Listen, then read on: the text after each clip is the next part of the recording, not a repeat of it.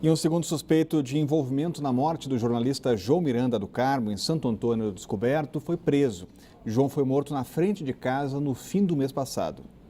Ronei da Silva Moraes, de 22 anos, é filho de Douglas Ferreira de Moraes, de 40 anos, preso 3 dias após o assassinato do jornalista. A polícia acredita que Ronei seja o autor dos 13 tiros que atingiram João Miranda. O jornalista era dono de um site de notícias em que publicava informações contra o governo local e denunciava ocorrências policiais. Ele morreu no dia 24 de julho, na porta de casa, em Santo Antônio do Descoberto, depois de ser executado com vários tiros.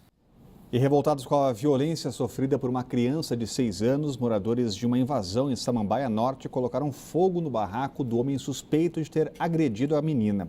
O crime foi na tarde deste domingo. A polícia militar realizava um patrulhamento no local quando encontrou a criança desmaiada no chão e amarrada por um fio de telefone com lesões e inchaço no rosto. A menina foi levada para o Hospital Regional de Samambaia e, a princípio, não apresenta sinais de violência sexual. O suspeito ainda está foragido. A reportagem completa você acompanha no Band Cidade, segunda edição.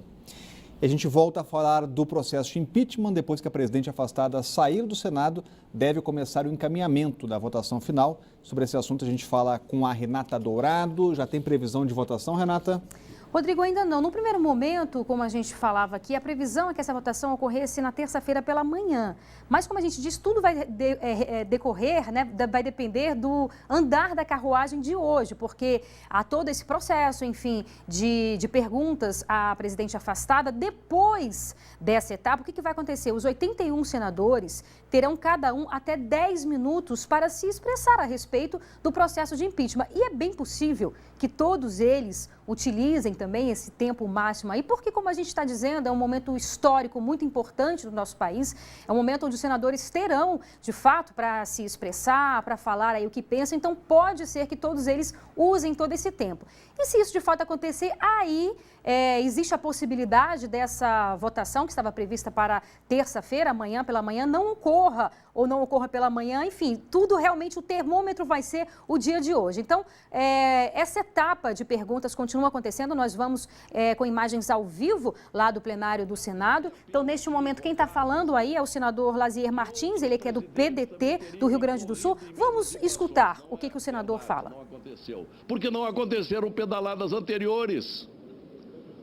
Então, o Tribunal de Contas da União não teve o que julgar, a não ser no processo que lhe foi encaminhado. É isso. Então, eles estão fazendo as próprias ponderações. Alguns não necessariamente fazem perguntas, mas, enfim, colocam, né, se expressam aí a respeito desse processo de impeachment. E, independentemente de quando vai ocorrer essa votação, se vai ser na terça de manhã, ao longo do dia ou na quarta-feira, a gente lembra que serão necessários os votos de 54 dos 81 senadores para que o impeachment, de fato, ocorra, seja consumado, a presidente afastada não retorne mais ao cargo. O presidente em exercício, Michel Temer, acompanha o julgamento lá no Palácio do Jaburu, ao lado de alguns ministros, os principais ministros aí, e a depender também dessa votação, de quando vai sair o resultado, ele pode adiar a viagem que estava prevista para ele sair daqui rumo à China na terça-feira à noite, né? E isso levando em consideração que a votação fosse pela manhã, ele tomaria posse na terça à tarde e embarcaria à noite. Então, dependendo do que acontecer hoje, ele também pode adiar por um dia essa viagem dele para a China. Rodrigo.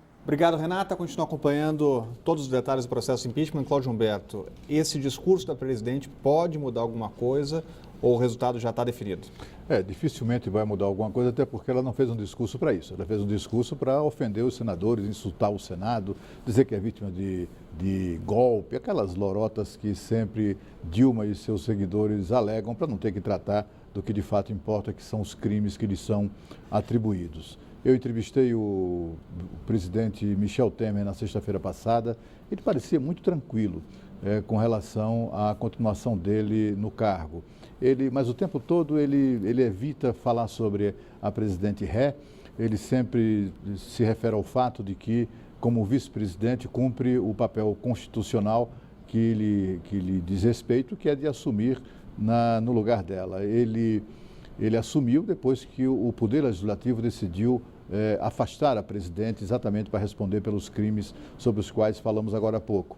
Ele, durante essa conversa, inclusive, a propósito do tempo de duração do julgamento, chegou um telefonema de um dos seus ministros falando sobre eles fizeram uma nova estimativa de tempo, né, de duração do julgamento depois da defesa da presidente Ré.